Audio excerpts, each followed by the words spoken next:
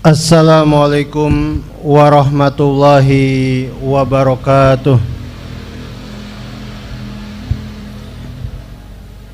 Innal hamdalillah nahmaduhu wa nasta'inuhu wa nastaghfiruh wa na'udzu billahi min syururi anfusina wa min sayyiati a'malina. Man yahdihillahu fala mudhillalah wa man yudlil fala hadiyalah. Asyhadu an la ilaha illallah wahdahu la syarikalah wa asyhadu anna Muhammadan abduhu wa rasuluh. Qala Allah Ta'ala ya ayyuhalladzina amanu ittaqullaha haqqa tuqatih wa la tamutunna illa wa antum muslimun.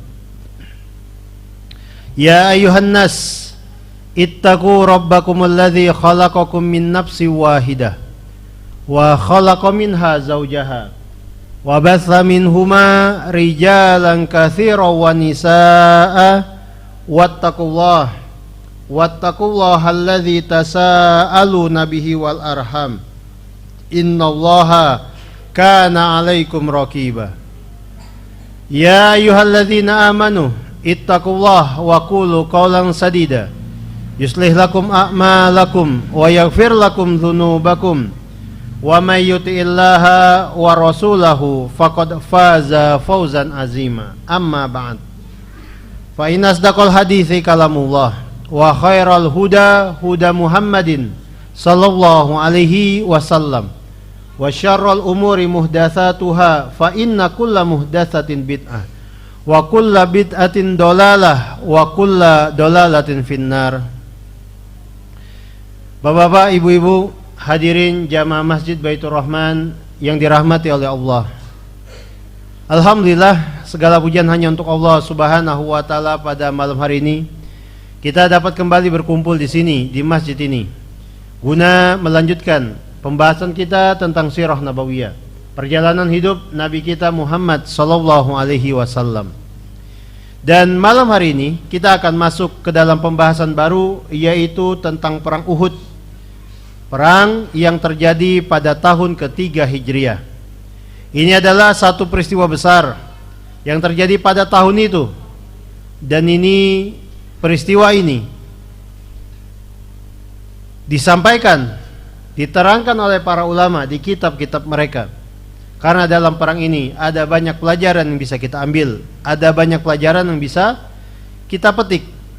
Dan mudah-mudahan duduknya kita di sini selain dalam rangka mendalami kehidupan Rasulullah, juga untuk memetik pelajaran yang bisa kita jadikan sebagai bahan pijakan dalam meniti kehidupan di dunia ini.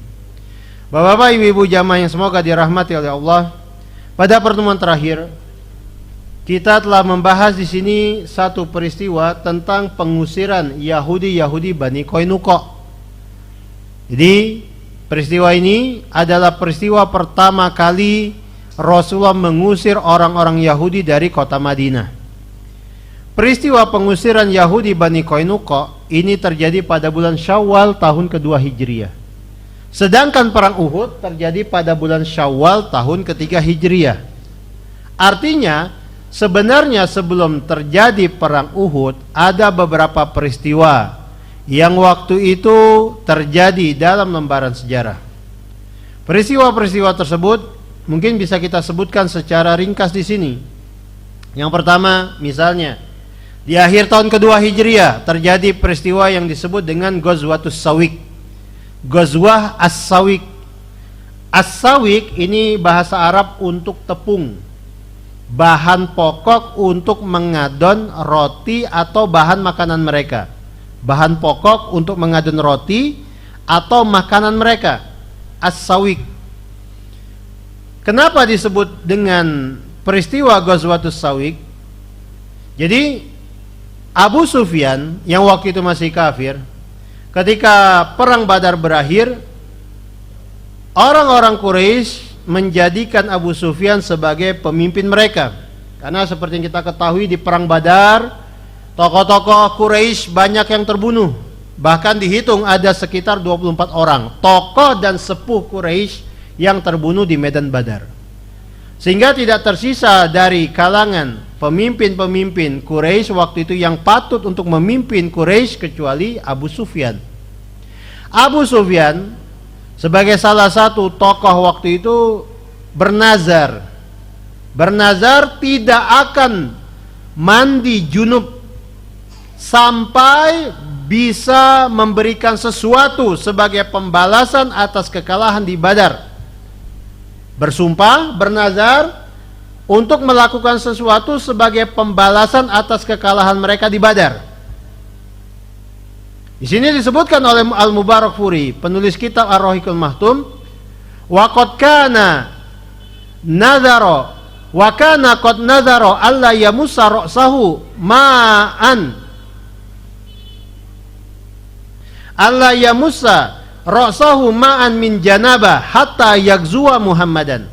Jadi Abu Sufyan betul-betul telah bernazar tidak akan menyiramkan air ke kepalanya ketika junub sampai menyerang Rasulullah, sampai pergi ke Madinah dan menyerang Rasulullah sallallahu alaihi wasallam.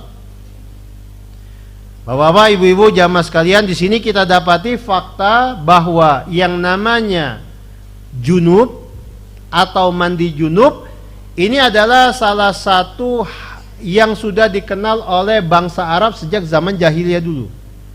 Jadi mereka zaman jahiliyah sudah tahu yang namanya istilah junub dan mandi junub. Kemungkinan besar mereka tahu yang seperti ini dari syariat Nabi Ibrahim. Dari syariat Nabi Ibrahim. Lalu setelah datang Islam, ditetapkan ini sebagai bagian dari agama kita. Jadi ketika seseorang junub, dia harus mandi junub.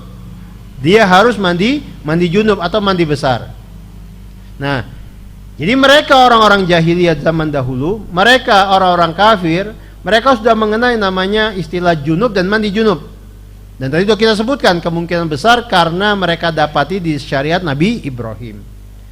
Lalu kemudian kita juga mendapati fakta lain bahwa mereka orang-orang Arab zaman itu sudah mengenal yang namanya nazar. Bernazar. Bernazar akan melakukan ini dan itu kalau terjadi ini dan itu. Jadi akan melakukan sesuatu kalau ada ini atau terjadi itu. Jadi nazar ini bukan praktek yang baru sama sekali dalam kehidupan umat manusia. Zaman dahulu sebelum Islam datang, orang-orang Arab sudah mengenal istilah nazar. Dan mereka sering bernazar. Kalau menang perang, saya akan melakukan ini dan itu. Kalau misalkan saya bisa pergi ke tempat ini, saya akan melakukan ini dan itu. Dan kemungkinan besar mereka sudah mengenal yang namanya nazar sejak zaman Nabi Ibrahim. Nazar adalah satu ibadah. Yang ibadah ini harus diberikan kepada Allah. Jadi sudah ada sejak zaman dahulu. Lalu ditetapkan menjadi bagian dari syariat Islam. Sehingga kita sekarang umat Islam mengenal yang namanya nazar. Mungkin diantara kita mungkin ada yang pernah bernazar. Kalau misalnya anak saya sembuh dari penyakitnya, selamat dari operasinya, saya akan pergi umroh misalnya. Ini nazar. Jangan lupa nazar itu ibadah. Diperuntukkan kepada Allah. Diperuntukkan kepada Allah. Dan memang yang namanya nazar itu ada yang boleh dilakukan, ada yang haram untuk dilakukan. Misalnya nazar yang boleh dilakukan seperti yang tadi kita sebutkan. Kalau misalnya orang tua saya sembuh atau berhasil melewati operasi penyakit ini, saya bernazar akan ngasih makan anak yatim sebandung misalnya. Ini nggak masalah. Ini sesuatu yang tidak mengapa karena tidak mengandung unsur dosa dan maksiat. Nazar yang mengandung dosa dan maksiat maka ini tidak boleh ditunaikan. Tidak boleh ditunaikan. Mungkin diantara kita ada yang pernah bernazar seperti ini sebelum kita tahu tentang Islam. Misalnya, kalau misalnya anak saya selamat, anak saya lulus, maka saya bernazar akan akan apa misalnya? Akan berdiri di alun-alun Bandung dari pagi sampai sore, nggak bergerak sama sekali. Nah ini nggak boleh. Kenapa? Karena di situ dia akan melakukan hal-hal yang menjerumuskan dia kepada dosa dan maksiat. Ya, dari pagi sampai sore nggak kemana-mana, berarti dia nggak sholat zuhur, nggak sholat asar, ya kan? Ini dosa, ini maksiat yang seperti ini nggak boleh ditunaikan. Hadirin jamaah yang semoga dirahmati oleh Allah, dan Abu Sufyan menunaikan nazarnya. Maka Abu Sufyan menyiapkan 200 orang pasukan, lalu dengan pasukan itu berangkat ke kota Madinah. Kemudian di kota Madinah melakukan kerusakan. Di antaranya adalah membakar kebun-kebun milik sahabat Ansor. Bahkan disebutkan Abu Sufyan dan pasukannya waktu itu sempat membunuh seorang sahabat Ansor. Ketika berita ini terdengar sampai Rasulullah menyiapkan pasukan dan mengejar mereka, mengejar Abu Sufyan dan yang bersamanya. Ketika dikejar oleh Rasulullah, Abu Sufyan memerintahkan kepada pasukannya untuk membuang semua perbekalan mereka supaya mereka bisa melaju tanpa terkejar oleh Rasulullah. Karena mereka waktu itu membawa bekal, bahan makanan, logistik. Nah, diperintah dibuang saja. Tepung, bahan makanan semuanya dibuang. Jadi ringan tunggangan mereka sehingga bisa dipacu kencang dan mereka bisa tidak terkejar oleh Rasulullah. Rasulullah sendiri pun bersama para sahabat, mereka memang gak bisa menyusul Abu Sufyan dan pasukan waktu itu. Mereka mengejar hanya sampai daerah yang bernama Kirkiratul Qudr, Korkorotul Qudri, sampai ke daerah yang bernama Korkorotul Qudri, lalu mereka berhenti dan pulang kembali ke Madinah. Tetapi dalam pengejaran itu, pasukan yang dibawa oleh Rasulullah, mereka memungut bahan-bahan makanan yang dilepaskan oleh pasukan Abu Sufyan. Jadi waktu itu para sahabat banyak mengangkut bahan makanan yang ditinggalkan oleh Abu Sufyan. Mereka angkut, mereka bawa pulang ke Madinah. Maka disebut dengan peristiwa Ghazwatus Sawiq. Ghazwatus Sawiq, ya, Ghazwah tepung. Ini salah satu peristiwa yang terjadi di akhir tahun kedua Hijriah, sebelum perang Uhud. Lalu di antara peristiwa penting juga yang mesti kita sebutkan di sini sebelum perang Uhud adalah bagaimana Rasulullah SAW untuk pertama kali melakukan ibadah kurban. Ibadah kurban pertama kali dilakukan oleh Rasulullah pada bulan Zulhijjah tahun kedua Hijriah. Jadi pada waktu itu Allah tetapkan ibadah kurban menjadi bagian dari syariat Islam. Jadi siapa saja yang tidak menunaikan ibadah haji, dia bisa melakukan ibadah kurban. Dia bisa berkurban dengan hewan-hewan yang telah ditentukan oleh Allah. Bisa unta, sapi, domba ataupun kambing. Nah, Rasulullah pertama kali berkurban tahun kedua Hijriah. Dan Rasulullah kalau berkurban selalu berkurban dengan 2 ekor domba yang gemuk-gemuk, 2 ekor domba yang bagus-bagus. Mungkin kalau zaman kita, domba yang dimaksud itu seperti domba yang suka diadu, gede, bagus, kemudian harganya mahal. Nah, itu kurban Rasulullah. Itu kurban yang Rasulullah biasa adakan, ya, 2 ekor domba seperti itu. Baik, hadirin jamaah yang semoga dirahmati oleh Allah. Termasuk di antara kejadian penting di tahun atau di bulan-bulan sebelum terjadinya perang Uhud adalah bagaimana waktu itu Rasulullah memimpin pasukan di bulan Muharram tahun ketiga Hijriah untuk mengejar musuh. Dan ini semua dilakukan oleh Rasulullah ketika beliau mendapatkan laporan ada pergerakan mencurigakan oleh musuh di daerah ini atau daerah itu. Maka beliau pergi mendahului serangan ke tempat musuh. Dan yang seperti ini sudah menjadi kebiasaan Rasulullah. Sudah menjadi kebiasaan Rasulullah dan para sahabat waktu itu. Mereka berangkat mendahului musuh, mendahului serangan ke tempat musuh. Nah, yang seperti ini sudah menjadi kebiasaan beliau. Baik. Termasuk juga di antara peristiwa besar yang terjadi di bulan-bulan terakhir sebelum perang Uhud adalah ketika Rasulullah mengirimkan pasukan yang dipimpin oleh Zaid bin Harithah. Jadi sahabat Zaid bin Harithah radhiyallahu anhu ditugasi oleh Rasulullah untuk menghadang kafilah dagang milik orang-orang Quraisy. Jadi ceritanya orang-orang Quraisy mereka agak trauma dengan kejadian di Badar. Jadi waktu itu mereka berbulan-bulan lamanya tidak mengirim lagi kafilah dagang mereka. Khawatir akan dihadang oleh Rasulullah dan para sahabat. Nah, mereka adalah para pedagang. Dan yang namanya pedagang mereka berpikir, kalau kita tidak berdagang, kalau begini caranya kita tunda lagi, kita bisa-bisa makanin modal, ya kan? Pedagang kan begitu, ada modal, ya. Modal itu sesuatu yang betul-betul dijaga. Kalau kita tidak pergi ke Syam, tidak berdagang ke Syam, bisa-bisa kita makanin modal kita nih. Ini kata tokoh-tokoh Quraisy. Akhirnya mereka mencari akal bagaimana bisa pergi ke Syam tapi tidak dihadang oleh Rasulullah dan para sahabat. Pada waktu itu diputuskan mereka akan pergi ke Syam membawa kafilah dagang mereka tidak melalui jalur biasa. Mereka akan melambung melalui perbatasan Irak lalu menuju Syam. Dan untuk itu mereka menyewa jasa seorang penunjuk jalan. Karena perjalanan di tengah gurun pasir tidak sama seperti perjalanan di tempat kita di negeri kita ini. Jadi disewa penunjuk jalan. Tujuannya adalah bisa membawa mereka menjauh dari Madinah melalui jalur alternatif sampai tiba di negeri Syam. Ternyata rencana tersebut bocor.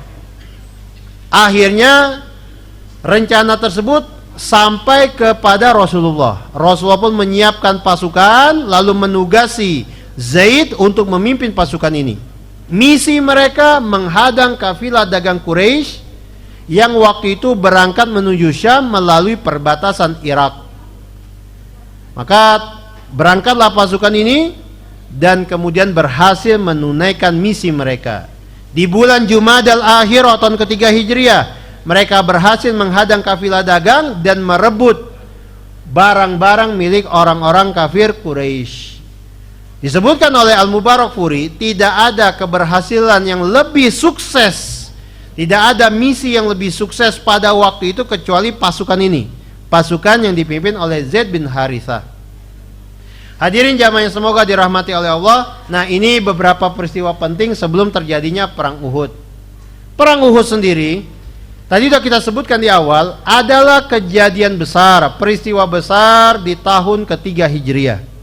Bahkan peristiwa ini saking pentingnya di mata para ulama, selalu disinggung oleh para ulama, selalu dibahas oleh para ulama, diambil intisari pembahasannya, diambil dan dipetik pelajaran-pelajarannya. Perang Uhud sendiri dinamakan sebagai perang Uhud karena terjadi di dekat gunung Uhud.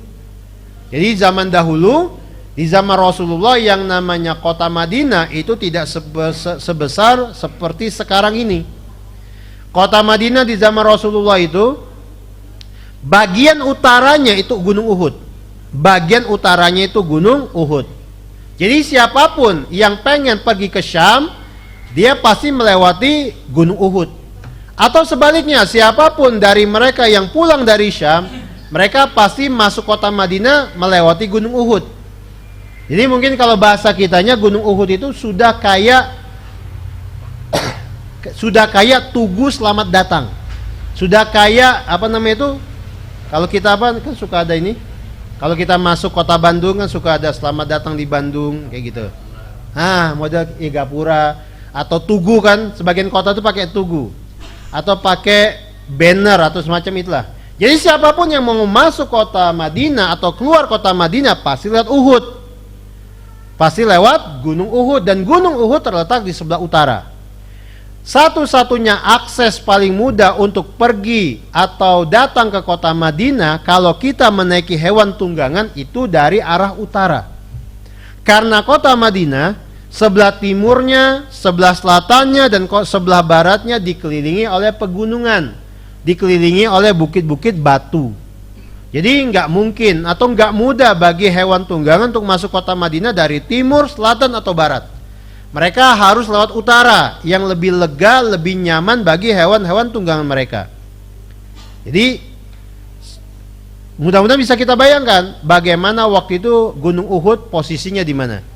Kalau sekarang Gunung Uhud sudah masuk dalam kota Madinah. Kalau dulu siapapun mau keluar kota Madinah pasti lewat Uhud. Setelah lewat Uhud mereka sudah berada di luar kota Madinah. Nah, gunung ini disebut dengan Gunung Uhud karena memang berdiri sendiri, terpisah dari jajaran bukit dan gunung yang ada di sekeliling kota Madinah. Jadi kata Uhud itu berasal dari kata Ahad. Disebut dengan Uhud litawahudihi. Disebut sebagai Uhud karena kesendiriannya. Ya.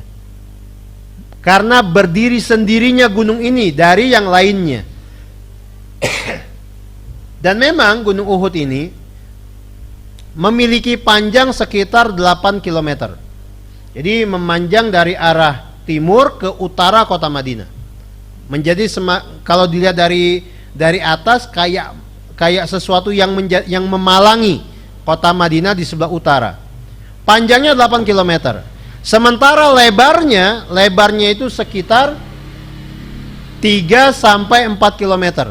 Lebar gunungnya. Adapun tingginya sekitar 1100 mdpl. Ini Gunung Uhud, dan Gunung Uhud itu batu. Gunung Uhud itu gunung batu. Batu yang ada di sana itu kemungkinan besar batu granit. Batu granit merah. Nah, ini Gunung Uhud. Dibandingkan dengan gunung-gunung yang ada di Mekah dan di Madinah, Gunung Uhud ini adalah gunung istimewa. Beberapa hadis di dalamnya disinggung tentang Gunung Uhud. Salah satunya adalah hadis yang disampaikan oleh Anas bin Malik. Kata Anas bin Malik radhiyallahu anhu, Rasulullah sallallahu alaihi wasallam pernah suatu kali melihat Gunung Uhud, lalu bersabda kepada kami. Kata Rasulullah, "Inna Uhudan jabalun yuhibbuna wa nuhibbuh." Sesungguhnya Uhud ini adalah gunung yang mencintai kita dan kita pun mencintainya. Jadi Rasulullah kabarkan kepada para sahabat, Uhud, Gunung Uhud, meskipun dalam pandangan kita itu benda mati, batu, tetapi Gunung Uhud ini adalah sesuatu yang mencintai mereka, Rasulullah dan para sahabat. Berbeda, dan ini tidak didapati pada gunung-gunung lainnya. Ya, tidak didapati pada gunung-gunung lainnya. Gunung Uhud ini mencintai kita dan kita pun mencintai dirinya. Jadi Gunung Uhud seperti yang dikabarkan oleh Rasulullah memiliki rasa cinta kepada Rasulullah dan para sahabat. Ini keistimewaan Gunung Uhud. Dan tentu saja yang seperti ini tidaklah keluar dari ucapan manusia biasa. Apa yang Rasulullah sampaikan ini berasal dari wahyu. Allah mengabari Rasulnya tentang perasaan Gunung Uhud itu kepada mereka, mencintai Rasulullah dan para sahabat. Dan Rasulullah beserta para sahabat pun mencintai Gunung Uhud. Nah, ini keistimewaan Gunung Uhud. Lalu perang Uhud sendiri tadi sudah kita sebutkan terjadi pada tahun ketiga Hijriyah. Tepatnya pada hari Sabtu. Pertengahan bulan Syawal. Pada hari Sabtu pertengahan bulan Syawal. Jadi hadirin jamaah yang semoga dirahmati oleh Allah, bapak-bapak, ibu-ibu, hadirin yang hadirin semuanya, tolong diingat bahwa kejadian ini pertengahan bulan Syawal. Kita pertengahan bulan Syawal biasanya baru selesai dari apa? Dari kegembiraan di Idul Fitri. Baru selesai dari merayakan Idul Fitri, pertengahan bulan Syawal. Jadi kita bayangkan waktu itu Rasulullah dan para sahabat mereka mungkin baru selesai mengerjakan Shom Syawal. Baru selesai Syawalan. Mungkin diantara mereka juga masih pada ingat bagaimana Idul Fitri mereka beberapa hari sebelum itu. Tiba-tiba terjadi perang ini. Tiba-tiba mereka harus menghadapi musuh yang datang ke kota Madinah pada waktu itu. Jadi ini tentang waktunya. Tahun ketiga Hijriah, hari Sabtu di pertengahan bulan Syawal. Taib. Lalu apa yang menjadi sebab terjadinya perang ini? Perang Uhud ini tidak bisa dipisahkan dari perang Badar. Jadi yang mendorong terjadinya perang Uhud adalah rasa dendam, tidak terimanya orang-orang kafir Quraisy atas kekalahan mereka di medan Badar. Jadi bayangkan orang-orang Quraisy itu sekelompok kaum yang menjadi acuan orang-orang Arab pada zaman itu. Bahasa kitanya trendsetter, pusat perhatian. Apa yang terjadi di Mekah, apa yang dilakukan oleh orang-orang Quraisy itu akan dilihat oleh orang-orang Arab di berbagai penjuru Jazirah Arab. Nah, jadi bayangkan bagaimana orang-orang Quraisy kalah di medan Badar dengan Rasulullah dan para sahabat. Apalagi orang-orang Quraisy waktu itu datang membawa pasukan yang jumlahnya 3 kali lipat lebih banyak daripada pasukan Rasulullah. Senjata mereka lebih lengkap, logistik mereka lebih melimpah dibanding Rasul dan para sahabat, tapi kalah. Sehingga nggak kebayang bagaimana malunya orang-orang kafir Quraisy waktu itu. Bagaimana mereka menjadi buah bibir, menjadi semacam cibiran orang-orang. Lihat Quraisy kalah, Quraisy kalah. Mereka merasa malu. Mereka kehilangan muka, kalah di medan Badar. Bahkan disebutkan bahwa pada waktu itu saking mereka malu dan pengen jangan sampai rasa malu ini semakin menjadi-jadi, mereka memaksa diri mereka untuk tidak menangis. Tidak menangis ketika pulang dari Badar. Jadi bayangkan mereka waktu itu sedih, berduka. Tokoh-tokoh mereka banyak yang terbunuh, sesepuh mereka banyak yang terkapar bersimbah darah menjadi mayat-mayat di medan Badar. Mereka pulang dari Badar dengan kondisi sedih, berduka, tapi mereka berusaha sekuat mungkin tidak menangis untuk menunjukkan kepada orang-orang bahwasanya mereka tegar. Tapi apalah daya, kesedihan mereka, duka mereka itu menggumpal di dalam dada mereka, berubah menjadi dendam. Tadi sudah kita sebutkan bagaimana Abu Sufyan bernazar, aku tidak akan mandi junub sampai aku serang Madinah, sampai aku serang Muhammad. Nah, yang seperti itu dirasakan oleh tokoh-tokoh Quraisy yang masih hidup, dirasakan oleh orang-orang kafir Quraisy waktu itu. Sehingga dendam tersebut mendorong mereka untuk melakukan persiapan. Mereka harus membalas kekalahan di Badar. Pokoknya mereka harus membalas kekalahan di Badar, bagaimanapun caranya. Ini adalah tekad kuat yang lahir dari dendam di dada-dada mereka. Dan disebutkan di kitab Ar-Rahiqul Mahtum, di antara tokoh Quraisy yang waktu itu sangat bersemangat, sangat bertekad untuk membalas kekalahan di Badar adalah Abu Sufyan, kemudian Ikrimah bin Abi Jahal, kemudian Sofwan bin Umayyah, dan Abdullah bin Abi Rabi'ah. Mereka ini, orang-orang ini, Abu Sufyan, Ikrimah, Sofwan, lalu Abdullah bin Abi Rabi'ah, mereka tokoh-tokoh yang paling semangat untuk mewujudkan rencana tersebut. Dan tentu saja kekalahan itu, dendam yang mereka simpan, kemarahan yang ada di dada-dada mereka membuat mereka berusaha sekuat mungkin supaya mereka bisa membalas kekalahan itu. Kapanpun bisa mereka lakukan, kapanpun itu bisa mereka wujudkan.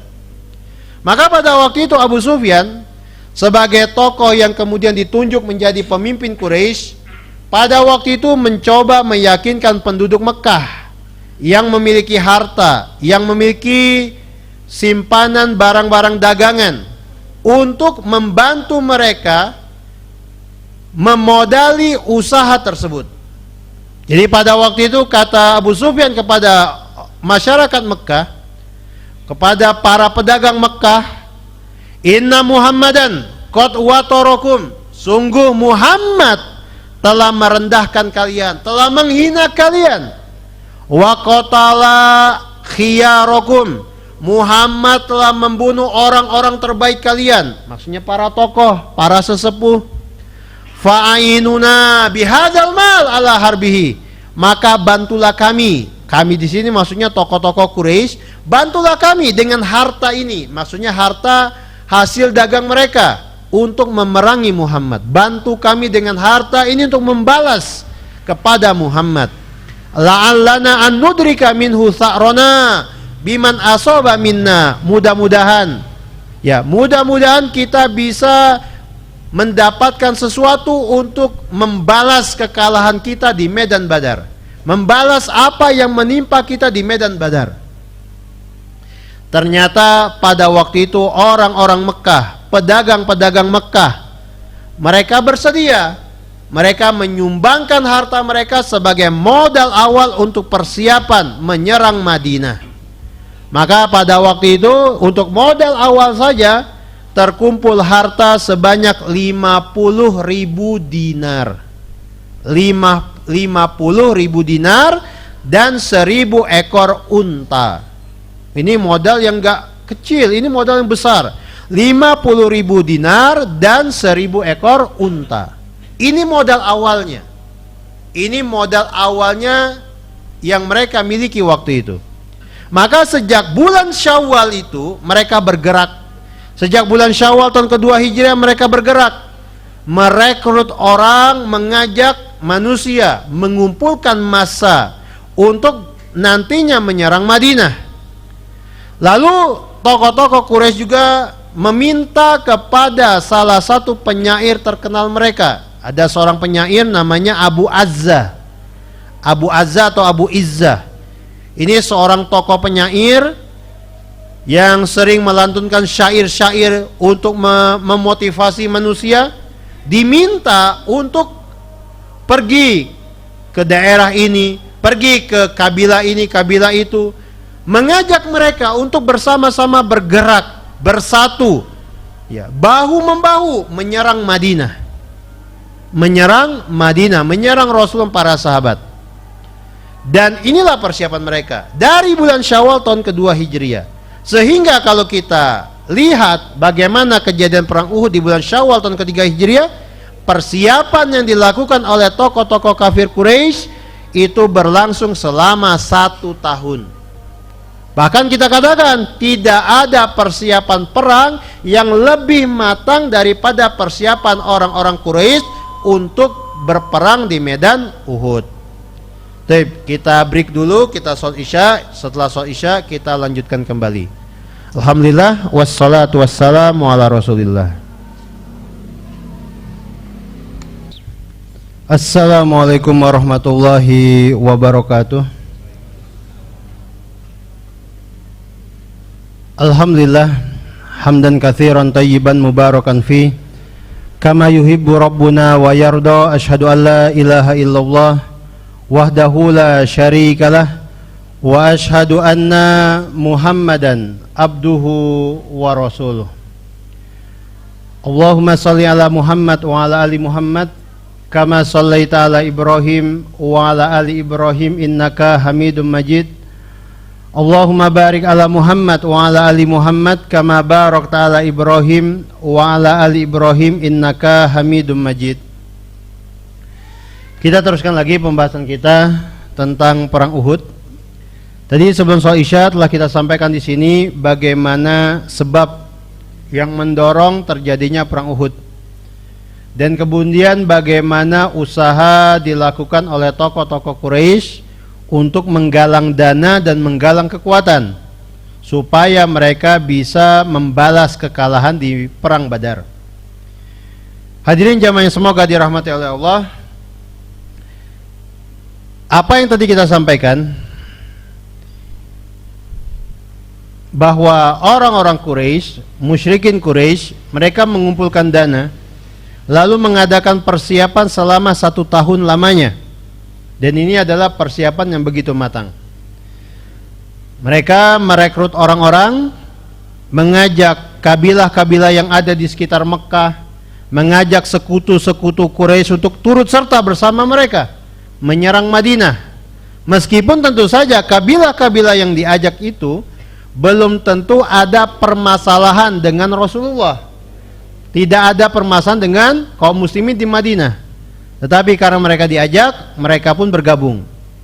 Sehingga dalam tempo 1 tahun terkumpul sebanyak 3.000 orang yang bersedia ikut menyerang Madinah. 3.000 orang bersedia ikut menyerang Madinah.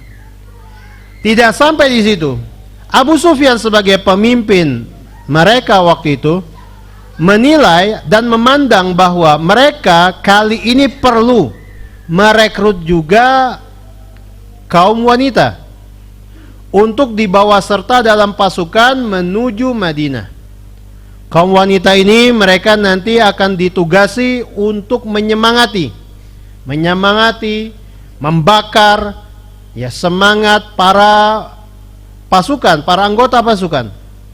Dan kaum wanita yang dimaksud, mereka ini terdiri dari istri-istri tokoh Quraisy seperti istri Abu Sufyan, Hindun bintu Utbah, kemudian istri Amr bin Al-As, kemudian istri Sofwan bin Umayyah, dan tokoh-tokoh Quraisy lainnya waktu itu. Mereka kaum wanita yang direkrut ini sebanyak 15 orang. Sebanyak 15 orang, dan mereka bertugas sekali lagi menyemangati pasukan, melantunkan syair-syair kepahlawanan, melantunkan syair-syair tentang keberanian. Dan tentu saja mereka kaum wanita yang 15 orang ini dibekali dengan alat musik yang waktu itu berupa alat tetabuhan dan khamar, minuman khamar. Jadi mereka berbekal itu dan mereka bertugas menyemangati pasukan sejak berangkat sampai mereka berperang.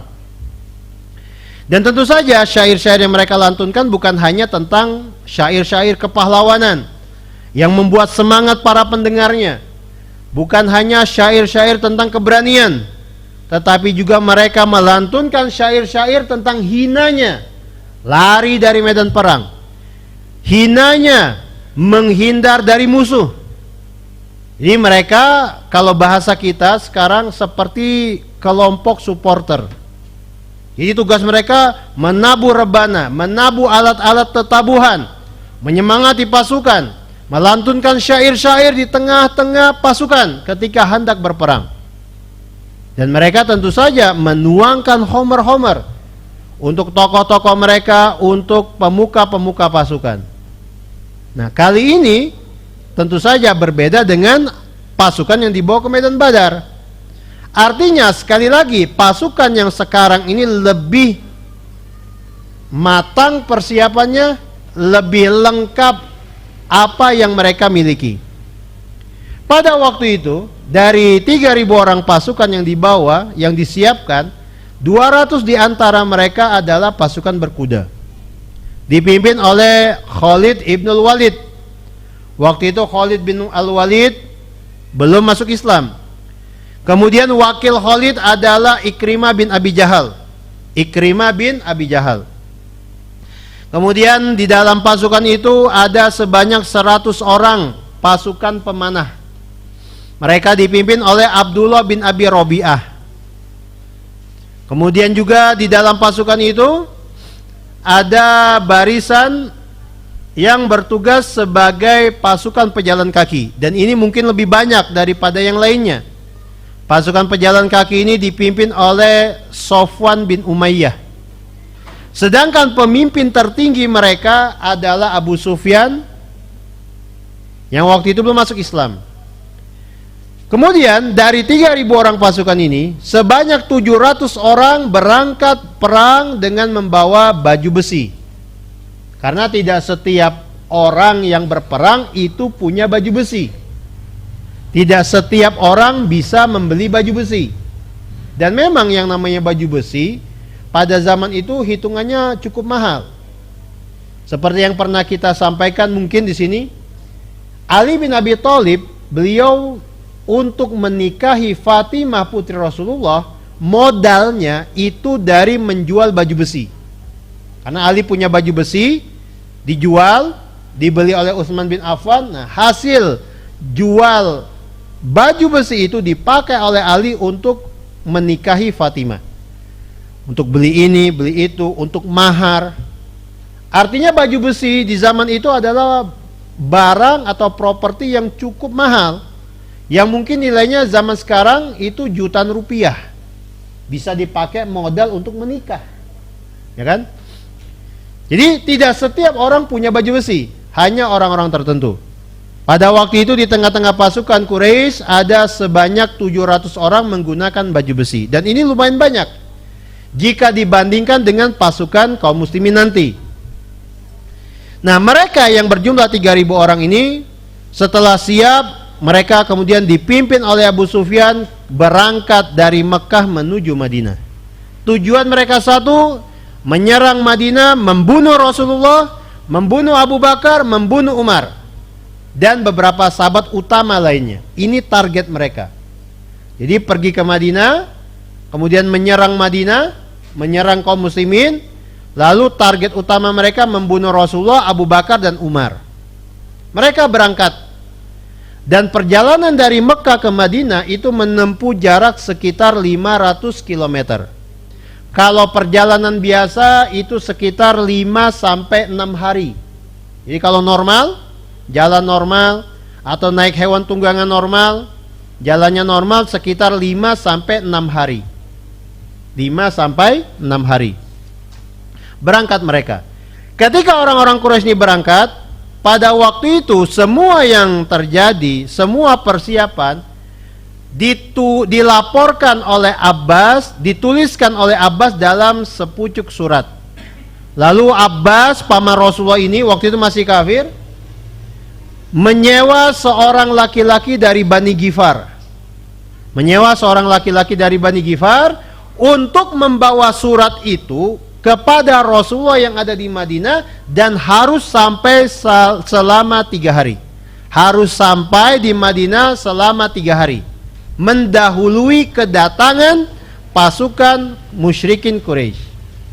Maka berangkatlah orang ini, dibayar oleh Abbas, berangkat memacu hewan tunggangannya, dan berhasil mencapai Madinah dalam tempo 3 hari. Lalu diserahkanlah surat itu kepada Rasulullah. Rasulullah waktu itu sedang berada di Masjid Quba. Lalu kemudian surat itu dibacakan oleh sahabat Ubay bin Ka'ab kepada Rasulullah. Dan pesan tersebut sampai kepada Rasulullah sebelum pasukan musuh datang ke Madinah. Maka pada waktu itu setelah Rasulullah tahu isi suratnya, Rasulullah berpesan kepada Ubay radhiyallahu anhu untuk tidak menyampaikan isi surat itu kepada orang-orang. Nah, ini termasuk diantara pelajaran yang bisa kita petik, bahwa tidak setiap yang kita ketahui itu kita ceritakan kepada orang-orang. Tidak setiap yang kita dengar, tidak setiap yang kita lihat kita sampaikan ke orang-orang. Mungkin ada orang-orang tertentu yang perlu mendengarkannya, perlu kita sampaikan, tapi tidak ke semua orang. Ini pelajaran penting. Dan apalagi kalau misalnya kaitannya seperti ini, di posisi sebagai seorang pemimpin, lalu yang masuk itu adalah kabar tentang sesuatu yang menakutkan. Nah, yang seperti ini, seorang pemimpin atau seseorang yang memiliki tanggung jawab besar seperti ini, dia tidak boleh menyampaikan ini kepada sembarang orang. Kepada sembarang orang. Pun Rasulullah begitu. Rasulullah berkata kepada Ubay bin Ka'ab untuk tidak menceritakan isi surat itu kepada sahabat-sahabat yang lainnya. Maksudnya apa? Maksudnya biar Rasulullah sendiri yang menyampaikannya pada waktu yang menurut beliau sudah pas. Tapi yang pasti waktu itu Rasulullah mendapatkan surat itu, Rasulullah pulang ke rumah. Kemudian Rasulullah SAW menyampaikan langsung kepada para sahabat. Dan Rasulullah menyampaikan ini kepada para sahabat pada hari Kamis, 2 hari sebelum perang Uhud. Rasulullah sampaikan kepada mereka para sahabat, khususnya kepada sahabat-sahabat Ansor. Maka malam Jumat itu para sahabat Rasulullah mereka bersiap siaga. Mereka membentuk 2 pasukan kecil, yang satu patroli sekeliling Madinah dan di dalam kota Madinah, yang satu lagi bertugas menjaga rumah Rasulullah. Musuh sendiri mereka datang ke Madinah di hari Kamis itu juga. Jadi ketika Rasulullah sudah menyampaikan, musuh datang. Dan mereka waktu itu datang dan memilih untuk berkemah di dekat Gunung Uhud. Mereka beristirahat. Jadi pasukan musuh diistirahatkan selama 2 malam. Malam Jumat dan malam Sabtu.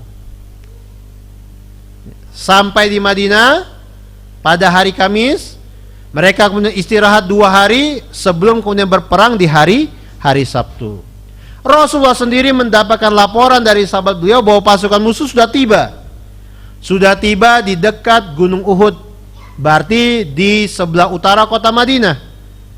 Ya, di sebelah utara kota Madinah. Pada waktu itu Rasulullah SAW menugaskan 2 orang sahabat beliau. Yang pertama bernama Anas bin Fadolah, yang kedua bernama Mu'nis bin Fadolah. 2 orang ini Rasulullah tugasi untuk pergi mengintai musuh, melihat kondisi musuh, lalu melapor kepada Rasulullah.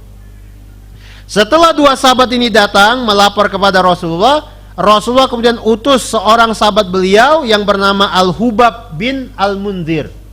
Jadi ada seorang sahabat Ansor namanya Al-Hubab ibnul Munzir, ditugasi oleh Rasulullah untuk memantau situasi, melihat musuh dari dekat. Maka berangkatlah Al-Hubab menyelinap ke tengah-tengah pasukan. Apa yang beliau lakukan? Beliau masuk ke tengah-tengah pasukan musuh, lalu menghitung jumlah mereka, memperkirakan jumlah mereka, melihat bagaimana keadaan musuh, senjatanya, logistiknya, siapa saja yang ikut dan seterusnya. Lalu melapor kepada Rasulullah Sallallahu Alaihi Wasallam. Nah, ini kejadian di hari Kamis. Ya. Rasulullah sudah mendapatkan informasi tentang keadaan musuh. Dan di sini kita lihat untuk kesekian kalinya bahwa sebagai seorang pemimpin, terlebih pemimpin negara seperti Rasulullah waktu itu, punya hak untuk menunjuk mata-mata. Untuk menunjuk mata-mata, membentuk pasukan mata-mata, atau membentuk barisan mata-mata yang bertugas menggali informasi tentang musuh, yang bertugas mencari tahu tentang musuh. Ingat, pemimpin negara, bukan pemimpin kelompok, ketua komunitas misalnya ya, menugasi anggotanya untuk memata-matai saingannya. Bukan begitu. Tetapi pemimpin negara punya hak untuk membentuk barisan mata-mata, untuk menggali, mencari, menyimpulkan informasi tentang musuh sebelum dilaporkan kepada pemimpin tersebut.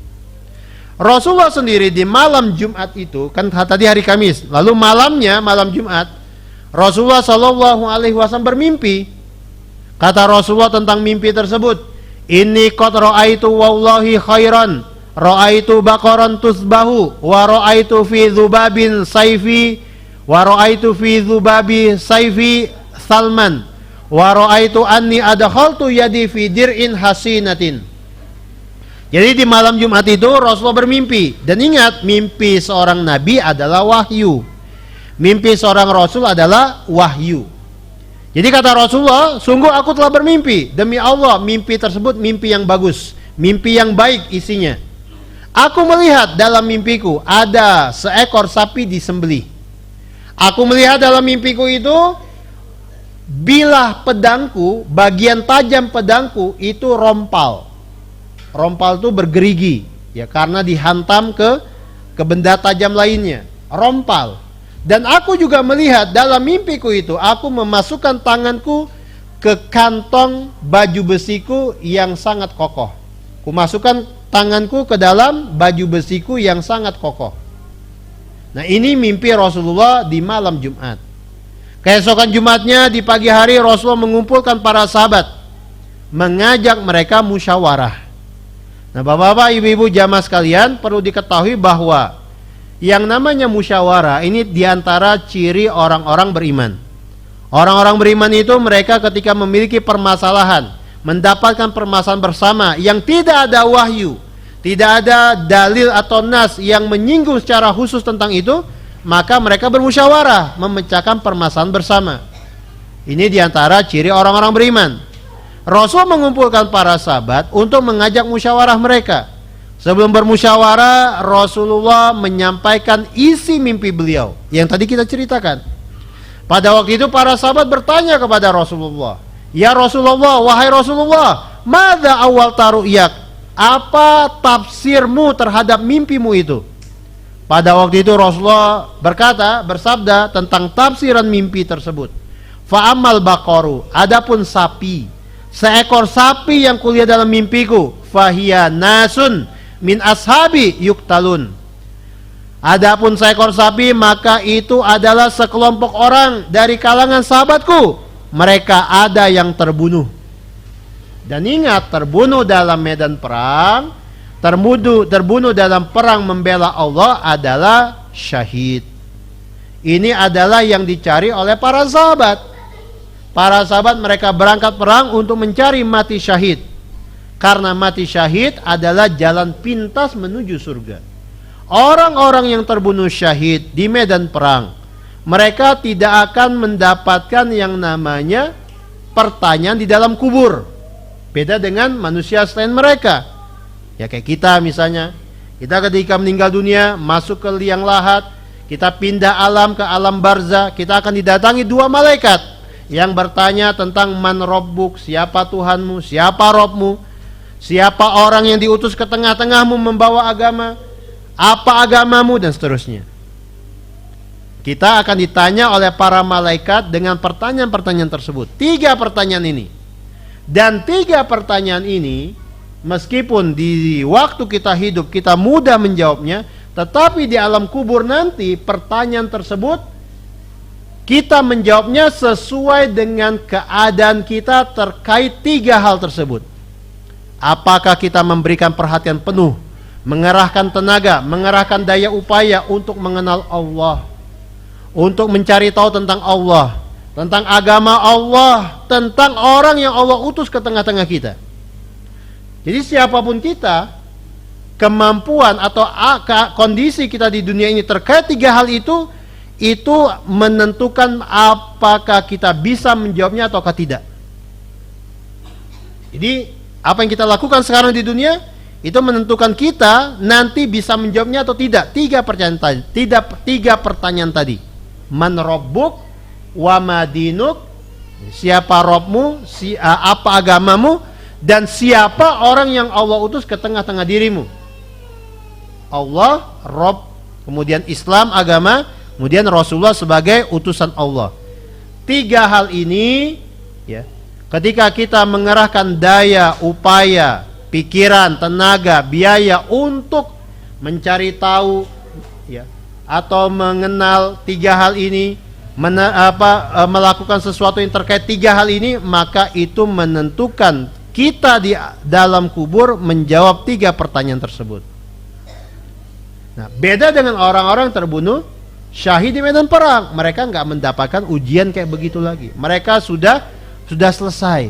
Kilatan pedang, kilatan senjata yang menghantam mereka itu sudah cukup menggantikan 3 pertanyaan tadi. Kalau mungkin zaman sekarang mungkin apa? Senjata api ya. Berondongan peluru dari musuh ke dadanya, ke tubuhnya, itu sudah menggantikan 3 pertanyaan yang ada di dalam kubur itu. Jadi para sahabat waktu itu mereka mencari mati syahid, berangkat perang untuk mati syahid. Kalau tidak mati syahid, mereka menang. Jadi yang mereka cari itu. Kalau nggak menang ya mati syahid, kalau nggak mati syahid ya menang. Itu yang mereka cari dalam perang. Ya. Sehingga ketika Rasulullah kabarkan seperti ini, nasun min ashabi yuktalun, sekelompok orang dari kalangan sahabatku ada yang akan terbunuh di medan perang ini. Ini tentu saja kabar gembira. Kabar gembira bagi para sahabat. Siapa di antara mereka yang terbunuh nanti? Siapa di antara mereka yang bakal terkapar bersimbah darah nanti di perang ini? Lalu kata Rasulullah, wa amma salmu alladhi ra'aitu fi dhubabi sayfi, adapun rompal ya, rompal yang ada di bilah tajam pedangku, maka kata Rasulullah, rajulun min ahli baiti yuktal. Itu artinya ada seorang laki-laki dari kalangan keluargaku yang akan dibunuh, yang akan terbunuh di medan perang ini. Wa awal tul dir'a al-hasina al-Madinah. Dan aku menafsir baju besi yang sangat kuat, yang sangat kokoh sebagai kota Madinah.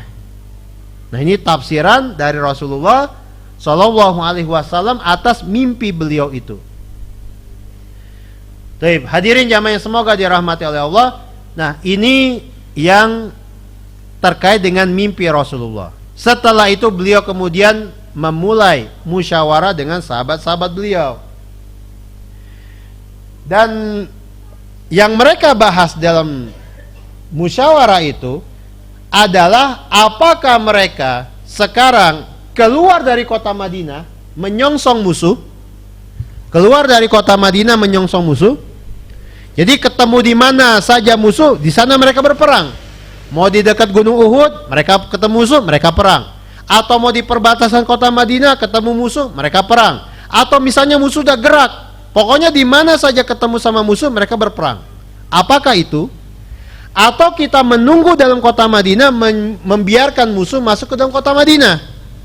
Jadi dua hal ini yang akan mereka bahas dalam musyawarah tersebut. Apakah kita keluar kota Madinah menyongsong musuh, atau kita tunggu saja di Madinah, biarkan musuh datang masuk ke dalam Madinah? Karena bagaimanapun juga waktu itu kota Madinah dengan kondisi geografisnya yang tadi kita sebutkan di awal, dikelilingi oleh pegunungan dan bukit batu dari timur, selatan dan barat. Lalu rumah-rumah penduduk yang ada di Madinah adalah rumah-rumah yang hanya diketahui oleh penduduk Madinah saja. Orang-orang Mekah nggak tahu bagaimana lorong-lorong kota Madinah. Sudah menjadi semacam benteng.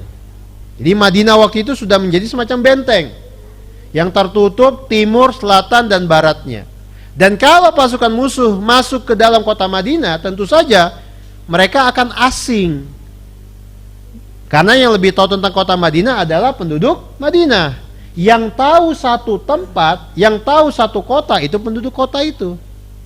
Ini sudah menjadi semacam istilah dari zaman dahulu. Yang tahu lorong-lorong satu kota, yang tahu lorong-lorong satu kampung, ya penduduk kampung. Orang dari luar belum tentu tahu. Orang dari luar pastinya belum tahu. Jadi Rasulullah membahas ini. Kita keluar dari kota Madinah, ketemu musuh, kita berperang di situ. Atau kita biarkan musuh masuk ke kota Madinah, lalu kita berperang dalam kota Madinah. Maka pada waktu itu mereka pun melakukan musyawarah. Rasulullah sendiri dengan mimpi yang tadi beliau dapati, beliau memiliki kecenderungan untuk berperang di dalam kota saja. Kata Rasulullah, umkuthu fil Madinah waja'alun nisa'a wadh-dharari fil atom fa in dakhala alainal qaum qatalnahum fil azikkoh. Kalian diam saja di kota Madinah, kita tunggu saja dalam kota Madinah. Lalu kita taruh kaum wanita dan anak-anak di atas rumah-rumah kita. Kalau misalkan musuh masuk kota Madinah, kita perangi mereka dari lorong-lorong dan jalanan kota Madinah. Jadi Rasulullah cenderung pengen mengajak para sahabat mereka perang kota saja. Istilah ini kan perang kota. Jadi perang kota, perang yang terjadi di dalam kota. Kemudian karena mereka melibatkan kaum wanita dan anak-anak, jadi nanti kaum wanita ditaruh di atas rumah-rumah mereka. Rumah mereka tuh nggak kayak kita ya. Rumah mereka tuh datar. Atap mereka tuh datar. Jadi bisa naik ke atas rumah. Jadi dari atas rumah kaum wanita kita taruh di situ, anak-anak juga. Nanti kalau musuh datang, mereka ikut melempari musuh. Ikut memanahi musuh, melempari musuh dari atas rumah-rumah kita. Kemudian kita serang musuh dari lorong-lorong kota Madinah. Nah, kalau begini ceritanya, melibatkan kaum wanita, kemudian melibatkan anak-anak dan seluruh elemen masyarakat, maka ini disebut dengan istilah perang semesta, perang total. Jadi Rasulullah kecenderungannya begini, perang di dalam kota dan perang total. Perang total. Kalau mereka masuk, kita serbu mereka. Karena kita lebih tahu tentang kota Madinah dan mereka nggak tahu apa-apa. Dan tentu saja apa yang Rasulullah usulkan ini adalah murni pendapat beliau, bukan sesuatu yang sifatnya wahyu. Maksudnya Allah tidak memerintahkan seperti itu. Allah nggak menyuruh beliau untuk melakukan seperti itu. Nggak ada wahyu yang menyuruh Rasul untuk melakukan ini. Makanya Rasulullah mengusulkan, sifatnya hanya usulan dari apa yang beliau pikirkan. Jadi murni pribadi Rasulullah. Rasulullah cenderungnya begini. Ternyata pendapat Rasulullah ini juga menjadi pendapat sebagian tokoh sahabat, Abu Bakar, Umar. Mereka juga cenderung dengan pendapat seperti ini. Kenapa? Karena musuh jumlahnya lebih banyak daripada mereka, 3.000 orang. 3.000 orang datang dengan senjata lengkap, dengan logistik yang melimpah, datang ke mereka, dan mereka melihat, ya sudah, kita libatkan seluruh elemen masyarakat untuk bertahan di dalam kota Madinah. Biarkan musuh masuk, kita serang mereka dalam kota. Nah, ini menjadi pendapat sebagian sahabat Rasulullah. Tadi kita sebutkan seperti Abu Bakar, seperti Umar, begitu juga seperti sahabat Sa'ad bin Mu'ad, ya, ini tokoh dari kalangan Ansor. Mereka berpendapat seperti itu, condong dengan pendapat Rasulullah seperti ini. Nah, pada waktu itu di tengah-tengah musyawarah ikut hadir Abdullah bin Ubay bin Salul. Abdullah bin Ubay bin Salul ini tokoh munafik. Pada waktu itu bisa hadir di tengah-tengah musyawarah karena hitungannya salah satu sesepuh kelompok Khazraj. Khazraj itu suku di tengah-tengah Ansor. Jadi hitungannya sebagai salah satu sesepuh Ansor, sesepuh penduduk Madinah. Jadi orang munafik ini pada waktu itu hitungannya sebagai salah satu sesepuh penduduk Madinah. Ya karena dia sudah masuk Islam, pura-pura masuk Islam, oleh Rasulullah diterima untuk hadir dalam musyawarah. Pemimpin munafik ini juga berpendapat seperti itu. Kita biarkan musuh masuk kota Madinah, kita perangi musuh dalam kota Madinah. Tetapi kata para ulama, diantara ini Al-Mubarakfuri, yang dilakukan oleh Abdullah bin Ubay bin Salul, tokoh munafik ini, berpendapat seperti itu, ini sebenarnya cuma akal-akalan saja. Karena Abdullah bin Ubay bin Salul punya agenda lain dalam perang itu kalau betul terjadi di dalam kota. Karena sampai saat itu Abdullah bin Ubay dan teman-temannya orang-orang munafik, mereka selalu mencari kesempatan untuk mengusir Rasulullah dan para sahabat muhajirin.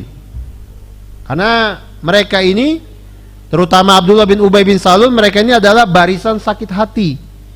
Jadi dulu itu sebelum orang-orang Ansor masuk Islam, orang-orang Madinah masuk Islam, Abdullah bin Ubay bin Salul ini dalam masa penantian untuk diangkat menjadi pemimpin. Ternyata penduduk Madinah masuk Islam, mereka memilih Rasulullah sebagai pemimpin. Berarti apa? Sakit hati. Ya, kalau dalam apa? Kan kekuasaan itu syahwat. Kekuasaan itu jabatan, posisi itu syahwat. Jadi ketika luput dari posisi yang seperti itu, dia sakit hati, nggak terima, kecewa dengan orang-orang Madinah. Dulu pengen mengangkat aku sebagai pemimpin mereka, sekarang malah mengangkat pendatang dari kota Mekah. Jadi sakit hati. Tetapi nggak bisa berbuat apa-apa ketika Rasulullah para sahabat menang di Medan Badar. Jadi nggak punya pilihan lain, akhirnya pura-pura masuk Islam. Dan setelah masuk Islam pura-pura seperti itu, menyembunyikan kekufuran dalam hati, kebencian terhadap Rasulullah dalam hati, statusnya berubah dari orang kafir menjadi munafik. Munafik itu casingnya Islam, dalamnya apa? Kafir. Kalau orang kafir kan kita bisa jelas lihat, pakai misalnya simbol agamanya, pakai pakaian ini, pakai logo ini, atau nyebut apa, ngucapin apa, kalimat-kalimat yang itu khas agamanya, kita tahu oh ini orang kafir, oh ini orang non muslim. Kalau sekarang mah ini nonis, ya, istilah sekarang kan nonis, oh ini mah nonis. Nah, tapi kalau orang munafik beda, karena casingnya Islam, dia sholat di sop pertama, dia ikut jihad, dia ikut saum, maka susah untuk mencari tahu tentang dia. Hanya Allah yang bisa menyingkap hati seorang munafik. Nah, seperti di sini, ikut dalam forum musyawarah, kemudian pura-pura menyetujui usul Rasulullah. Kita berperang dalam kota saja, kita libatkan ini dan itu dalam kota, biarkan musuh masuk. Padahal sebenarnya dia punya agenda lain. Dia pengen melakukan sesuatu dalam rangka membunuh Rasulullah atau menyingkirkan Rasulullah dan sahabat-sahabat muhajirin dari kota Madinah. Jadi ini pendapat Rasulullah dan sebagian sahabat, juga pendapat tokoh munafik. Tetapi pada waktu itu ada sebagian anak muda dari kalangan sahabat Rasulullah. Mereka ini nggak ikut perang Badar, luput dari perang Badar. Mungkin karena masih berada di kebun waktu itu, atau sedang pergi ke Syam dalam rangka berdagang. Jadi mereka nggak ikut perang Badar. Sehingga mereka ini memiliki semangat berapi-api di dalam dada, pengen kejadian lagi kayak Badar, pengen membuktikan kepada Allah dan Rasulnya. Mereka membela Allah dan Rasulnya. Mereka juga pengen terbunuh di medan perang, membela Allah dan Rasulnya. Nah, ketika musyawarah itu mereka berpendapat, bahwa mereka pengen berperang di luar kota Madinah. Kata mereka, ya Rasulullah, wahai Rasulullah, wallahi demi Allah, ma dukhila alaina fiha fil jahiliyah. Wahai Rasulullah, dulu di zaman jahiliyah kami belum pernah membiarkan musuh masuk ke kota ini. Kami berperang di luar kota. Musuh nggak ada ceritanya masuk ke kota ini. Fa kaifa yudkhalu alaina fiha fil Islam. Bagaimana ceritanya sekarang kita sudah Islam, kita biarkan musuh masuk ke kota ini. Dulu nggak pernah, sekarang malah dibiarkan masuk. Ukhruj bina, keluar wahai Rasulullah. Keluar bareng-bareng kita wahai Rasulullah ke musuh-musuh kita. Ukhruj bina ila adaina, ayo kita keluar saja wahai Rasulullah. Kita song-song musuh-musuh kita itu. La yarawna anna jabbuna wa da'ufna. Jangan sampai musuh mengira kita kalau kita berperang dalam kota sebagai orang-orang pengecut, orang-orang lemah. Jangan sampai musuh begitu berpikirannya. Kita keluar, kita hadapin musuh, kita song-song musuh dimanapun kita ketemu dengan musuh. Ini pendapat anak-anak muda, sahabat-sahabat yang gak ikut perang Badar. Jadi mereka betul-betul on fire, berapi-api, betul-betul semangat. Hadapi musuh saja, kita keluar, kita hantam musuh dimanapun kita ketemu mereka. Ternyata pada waktu itu Rasulullah SAW setelah melihat pendapat-pendapat yang disampaikan dan kemudian beliau menimbang mana yang maslahat dan mana yang mudarat, akhirnya beliau mengalah dengan pendapat beliau. Beliau memilih pendapat para sahabat yang masih muda ini, memilih pendapat anak-anak muda ini. Jadi Rasulullah putuskan, ya sudah, ya sya'nukum hadza, kalau begitu sesuai pendapat kalian. Kita keluar dari Madinah, kita song-song musuh, kita hadapi musuh dimanapun kita temukan mereka. Ini keputusan Rasulullah dalam musyawarah tersebut. Musyawarah ini terjadi di pagi hari Jumat sebelum mereka siap-siap untuk sholat Jumat. Bagaimana jalan cerita berikutnya, insya Allah kita sambung pada pertemuan yang akan datang. Allahu a'lam bishawab. Ini yang bisa kita sampaikan pada pertemuan ini.